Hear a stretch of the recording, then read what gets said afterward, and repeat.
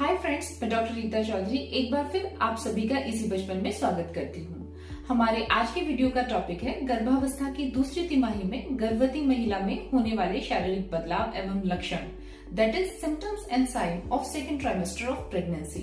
So if you are pregnant or anyone close to you is pregnant, then you are at right place और इस video को अंत तक आप जरूर देखें।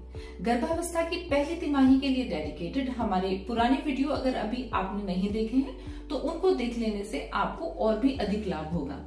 अगर आप हमारे चैनल पर नए हैं या आपने हमारे चैनल को अभी सब्सक्राइब नहीं किया है तो प्लीज आप इस चैनल को तुरंत सब्सक्राइब कर लें। गर्भावस्था की दूसरी तिमाही 13वें हफ्ते से लेकर 26वें हफ्ते के अंत तक होती है and this is known as golden period of pregnancy, क्योंकि ये तिमाही पहली तिमाही और तीसरी तिमाही की तुलना में काफी रिलैक्सिंग होती है। फर्स्ट ट्राइमेस्टर में होने वाली टायरिंग मॉर्निंग सिकनेस अब कम हो जाती है और थर्ड ट्राइमेस्टर में बेबी ग्रोथ के कारण होने वाले फिजिकल डिस्कम्फर्ट से अभी आप काफी दूर होती हैं और ये प्रेगनेंसी अनाउंस करने के लिए भी सबसे सही समय होता है, क्योंकि गर्भपात का खतरा अब काफी कम हो जाता है और बेबी बम्प के ग्रोथ होने के कारण अब प्रेगनेंसी को छुपा पाना भी बहुत मुश्किल हो जाता है। So say hello to your growing baby bump and bye bye to the tiring morning sickness।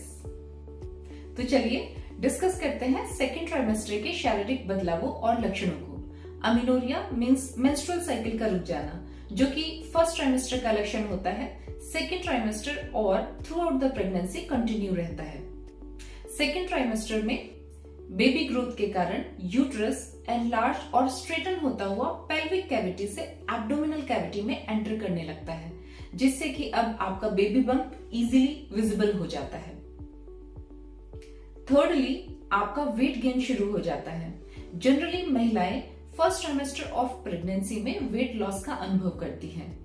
Fourth month में ये वेट स्टेबलाइज होता है और actual weight gain fifth month के बाद से शुरू होता है। इसके बाद फिर हर महीने लगभग 2 से 2.5 किलो वजन प्रेगनेंसी में गेन होता है। Desired weight gain during pregnancy is ½ kg per week. Pregnancy में हार्मोनल चेंजेस के कारण सर दर्द या हेडेक का अनुभव भी होता है और ये फर्स्ट और सेकंड दोनों ट्राइमेस्टर का लक्षण है।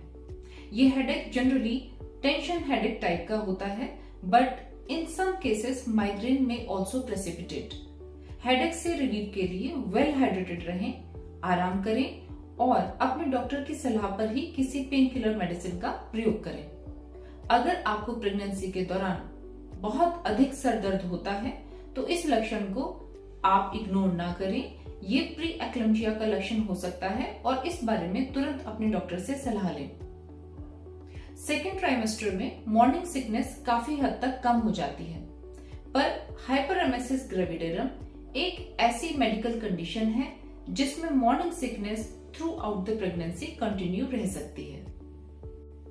कॉन्स्टिपेशन भी सेकेंड ट्राइमेस्टर का एक महत्वपूर्ण लक्षण है।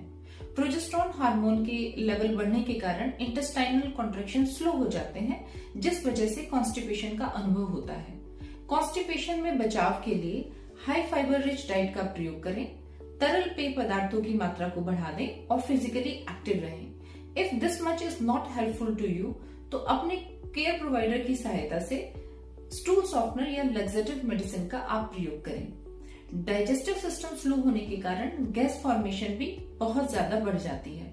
So don't be surprise if you find yourself burping and passing gas a lot more than usual in second trimester. इससे रिलीफ के लिए आप आउटसाइड ईटेबल, ग्रीजी, ऑयली और जंक फूड को अवॉइड करें। दूसरी तिमाही में गर्भाशय का आकार बढ़ने के कारण राउंड लिगामेंट, जो कि गर्भाशय को सपोर्ट करते हैं, स्ट्रेच हो जाते हैं। इनकी स्ट्रेचिंग की वजह से गर्भवती को पेट में एक तरफ या फिर दोनों तरफ शार्प या डल पेन का अनुभव हो सकता है। ये दर्द करवट चेंज करने पर और भी ज्यादा बढ़ जाते हैं। These are known as round ligament pain. ये हार्मलेस होते हैं और इनसे आप परेशान ना हो, पर कभी भी गर्भवती महिला को अगर अत्यधिक पेट दर्द हो तो इस लक्षण को नजरअंदाज ना करें। ऐसा प्रीटर्म लेबर पेन या फिर प्लेसेंटल एब्रप्शन में हो सकता है। अपने डॉक्टर से तुरंत इस बारे में सलाह प्राप्त करें। सेकेंड ट्राइमेस्टर का नेक्स्ट इंपॉर्टेंट सिम्टम होता है कमर दर्द या बैक पेन। गर्भाशय में बढ़ते हुए बेबी के कारण और इसका वेट बढ़ने के कारण कमर पर एक्स्ट्रा दबाव आने लगता है और यही बैक पेन का एक मुख्य कारण होता है। बैक पेन में रिलीफ के लिए आप कंफर्टेबल शूज पहने, बैक सपोर्ट वाली अच्छी आराम कुर्सी का प्रयोग करें, हैवी वेट उठाने से बचें, फिजिकली एक्टिव रहें, सोते समय करवट के बल सोएं और दोनों पैरों के बीच में सॉफ्ट कंफर्टेबल प्रेगनेंसी पिलो को टक करने से आपको फायदा होगा। ओवर द काउंटर मिलने वाले पेन किलर ऑइंटमेंट का भी प्रयोग आप कर सकते हैं। साथ ही बैक की हॉट फर्मेंटेशन से भी आपको बैक पेन में रिलीफ होगा। नेक्स्ट वन इज ब्लीडिंग और स्पॉटिंग। प्रेगनेंसी में हल्की फुल्की ब्लीडिंग का होना सामान्य है, पर अगर आपको हैवी ब्लीड कॉन्टिन्यूअसली हो रही है तो ये अलार्मिंग है। ऐसा प्रीटर्म लेबर और प्लेसेंटल अब्रप्शन में होता है।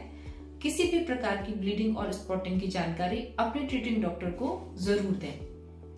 अगला लक्षण होता है वेजाइनल डिस्चार्ज।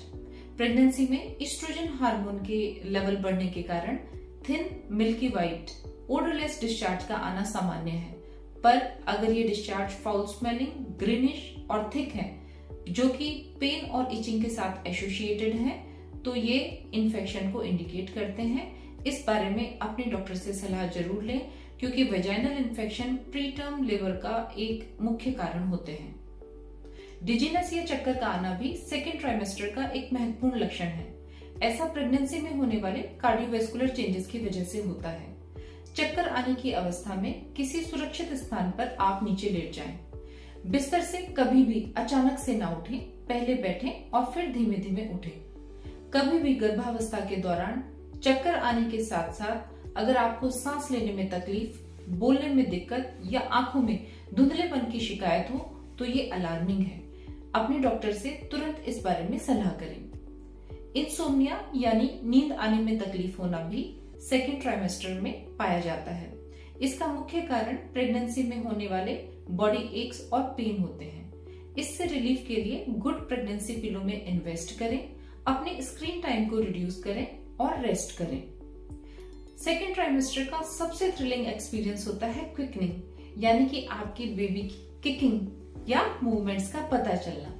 ऐसा प्रेगनेंसी के 20वें हफ्ते से हो सकता है, पर multi gravid women in movement को कुछ पहले 18वें हफ्ते पर भी डिटेक्ट कर सकती हैं। ब्रेथलेसनेस और सांस फूलना भी प्रेगनेंसी में सामान्य है।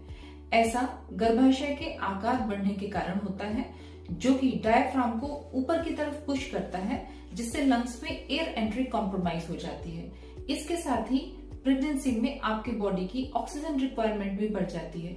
इसी वजह से गर्भवती महिला को कई बार सिंपल हाउस होल्ड टास्क भी टायरिंग महसूस हो सकते हैं। रात को सोते समय एक्स्ट्रा पिलोज की मदद से प्रॉप्ड अप पोजीशन में सोने से आपको ब्रेथलेसनेस में हेल्प हो सकती है।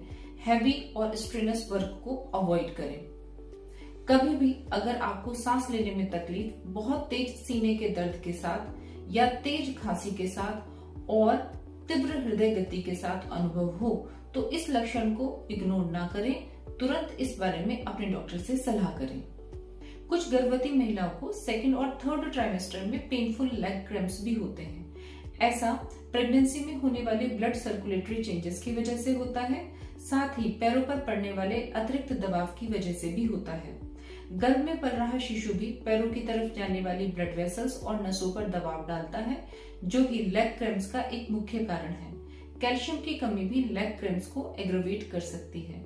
लेग क्रैम्प्स में रिलीफ के लिए डे टाइम में एक्टिव रहें, एक्सरसाइज करें, वॉकिंग करें। इसके साथ आप स्ट्रेचिंग भी कर सकते हैं। कंफर्टेबल शूज आप पहने। शाम के समय गर्म पानी से स्नान करने से भी लेग क्रैम्प्स में रिलीफ होता है। सेकेंड ट्राइमेस्टर ऑफ प्रेगनेंसी का अगला महत्वपूर्ण लक्षण होता है नेजल स्टफीनेस और नेजल ब्लीड। प्रेगनेंसी में हार्मोनल चेंजेस की वजह से nasal mucous membrane swelled up हो जाती है। इस कारण से नेजल स्टफीनेस महसूस हो सकती है। प्रेगनेंसी में ब्लड वॉल्यूम लगभग 50% बढ़ जाते हैं, जिसके कारण ब्लड वेसल्स को एक्स्ट्रा ब्लड अकोमोडेट करना पड़ता है और नोज की delicate blood vessels easily rupture हो सकती हैं और ये नेजल ब्लीड का एक मुख्य कारण होता है। नेजल स्टफीनेस को प्रिवेंट करने के लिए नेजल सलाइन ड्रॉप्स का प्रयोग करें या आप स्टीम इनहेलेशन भी कर सकते हैं। नोज ब्लीडिंग की कंडीशन में सर को सीधा रखते हुए अपने नॉस्ट्रल्स को प्रेस करें जब तक कि ब्लीडिंग स्टॉप ना हो जाए। सेम वे प्रेगनेंसी में हार्मोनल चेंजेस की वजह से गम्स की म्यूकस मेम्ब्रेन भी स्वेल्ड अप हो जाती है और इनमें ब्लड फ्लो बढ़ने के कारण सोरनेस और ब्लीडिंग भी कॉमन होती है। Dental infection pre term labour का एक मुख्य कारण होते हैं, तो आपको प्रेगनेंसी में डेंटल इन्फेक्शन को प्रिवेंट करने के लिए cleaning and flossing of teeth अच्छे से करनी है। साथ ही प्रेगनेंसी में आपका एक डेंटल चेकअप डेंटिस्ट के द्वारा जरूर होना चाहिए। ब्लीडिंग को प्रिवेंट करने के लिए आप सॉफ्ट ब्रशेस का यूज करें। Next important is UTI in pregnancy. Second trimester में यूट्रस के ग्रो होने के कारण ब्लैडर पर प्रेशर एक्सर्ट होता है, जिसके कारण ब्लैडर कंप्लीटली एम्प्टी नहीं हो पाता है and this left over urine is a source of infection. साथ ही हार्मोनल चेंजेस की वजह से वेसाइको यूरेट्रल रिफ्लक्स बढ़ जाते हैं, जिसमें ब्लैडर से यूरिन वापस ऊपर किडनी की तरफ जाने लगता है and this again is causative for UTI. UTI and vaginal infection are causes for preterm deliveries. तो कभी भी गर्भवती महिला को अगर पेशाब में जलन, फ्रीक्वेंसी मिक्चुरेशन, पेन एब्डोमेन और फीवर की कंप्लेन हो तो इसको नजरअंदाज ना करें, तुरंत डॉक्टरी सलाह पर ट्रीटमेंट शुरू कर दें। Let's discuss breast changes in second trimester of pregnancy. As pregnancy advances, breast become bigger, more sensitive, and areola got hyperpigmented. Areola के चारों तरफ एक lighter pigmented area, secondary areola भी नोटिस किया जा सकता है और ये प्रेगनेंसी के 20वें हफ्ते पर होता है। मॉन्टगोमरी ट्यूबरकल, जो कि एरियोला पर मिलने वाली हाइपरट्रोफिड सीबेशियस ग्लैंड होती है, और भी ज्यादा प्रोमिनेंट हो जाती हैं और अब इनको सेकेंडरी एरियोला तक भी देखा जा सकता है। कुछ गर्भवती महिलाओं में 12वें से 16वें हफ्ते की प्रेगनेंसी पर ब्रेस्ट से कोलेस्ट्रॉम को भी स्क्वीज किया जा सकता है। Next important is varicose vein and hemorrhoid in pregnancy. Varicose vein फूली हुई खून की नसें होती हैं जो प्रेगनेंसी में त्वचा की सतह के पास पैरों पर उभर आती हैं। ये टेढ़ी मेढ़ी, नीली, बैंगनी, मकड़ी के जैसी नसें ज्यादातर पैरों में पाई जाती हैं, पर प्रेगनेंसी में इनको हम पेरिएनल एरिया और बटक्स रीजन पर भी देख सकते हैं। यहाँ पर इनको हेमोरॉइड कहा जाता है। प्रेगनेंसी में ग्रेविड यूट्रस के द्वारा इंफीरियर वेना केवा के प्रेस होने और ब्लड वॉल्यूम के डबल हो जाने के कारण वेरिकोज वेन और हेमोरॉइड की फॉर्मेशन होती है। वेरिकोज वेन में लाभ के लिए आप एक्सरसाइज करें। बैठते समय सामने एक ऊंचे स्टूल पर पैर करके बैठें। रात को सोते समय पैरों के नीचे एक एक्स्ट्रा पिलो को यूज करें ताकि वीनस रिटर्न बढ़े और ये नसें डिसअपीयर हो जाएं। हेमोरॉइड में लाभ के लिए आप सिट्स बाथ का प्रयोग कर सकते हैं। साथ ही कॉन्स्टिपेशन को अवॉइड करें और स्टूल सॉफ्टनर की हेल्प लें।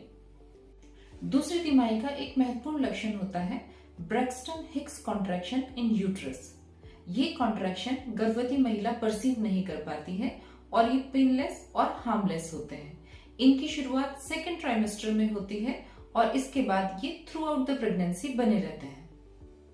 Lastly, we will discuss very important skin changes noticed in second trimester of pregnancy. These are cloasma, number 2 linea nigra, number 3 stretch marks, number 4 darkening of certain body parts. Cloasma gravidarum generally 24th week of pregnancy पर notice किया जाता है। This is also called as butterfly rash and mask of pregnancy. इसमें forehead और cheeks पर hyper pigmented rashes हो जाते हैं। इनसे आप वरिड ना हो, डिलीवरी के बाद ये डिसअपियर हो जाते हैं या काफी हद तक फेड हो जाते हैं। नेक्स्ट लीनिया नाइग्रा एब्डोमेन के मध्य में प्यूबिस सिम्फाइसिस से एंसिफॉर्म कार्टिलेज तक जाती हुई एक डार्क पिगमेंटेड सीधी लाइन होती है। इसको 20वें हफ्ते की प्रेगनेंसी पर नोटिस किया जा सकता है। डिलीवरी के बाद लीनिया नाइग्रा भी फेड हो जाते हैं। Thirdly stretch marks. प्रेगनेंसी में बॉडी के स्ट्रेचिंग की वजह से स्ट्रेच मार्क्स आ जाते हैं जिनको हम स्ट्राया ग्रेविडेरम कहते हैं। इनको हम लोअर एब्डोमेन एरिया, ब्रेस्ट और इनर थाई पर नोटिस कर सकते हैं। These stretch marks are because of stretching, not because of scratching. तो किसी भी प्रकार की फैंसी ऑयल एप्लीकेशन या क्रीम से इनमें कुछ भी बेनिफिट होने वाला नहीं है, लेकिन स्किन को मॉइस्चराइज करने से काफी हद तक आपको लाभ होगा, जिसके लिए आप सिंपल कोकोनट ऑयल या देसी घी का भी प्रयोग कर सकते हैं। लास्टली, प्रेगनेंसी में हार्मोनल चेंजेस की वजह से darkening of armpit, groin area और इनर थाई एरिया भी देखी जा सकती है। So friends, this was all about the symptoms and signs of second trimester of pregnancy. Second trimester में होने वाली डॉक्टर विजिट, टेस्ट और सप्लीमेंट्स के लिए हम शीघ्र ही एक नया वीडियो लेकर आने वाले हैं। फर्स्ट ट्राइमेस्टर के हमारे वीडियोस का लिंक मैंने नीचे डिस्क्रिप्शन बॉक्स में दे दिया है, आप उसको विजिट जरूर करें। ऐसे ही वीडियोस को लगातार देखते रहने के लिए इजी बचपन चैनल को सब्सक्राइब करें, बेल आइकन को हिट करना ना भूलें, इन वीडियोस को लाइक करें और फ्रेंड्स और फैमिली के बीच मैक्सिमम शेयर करें। तो मिलते हैं कुछ समय के बाद एक और नई इंफॉर्मेटिव वीडियो के साथ। तब तक के लिए सादर प्रणाम, नमस्कार।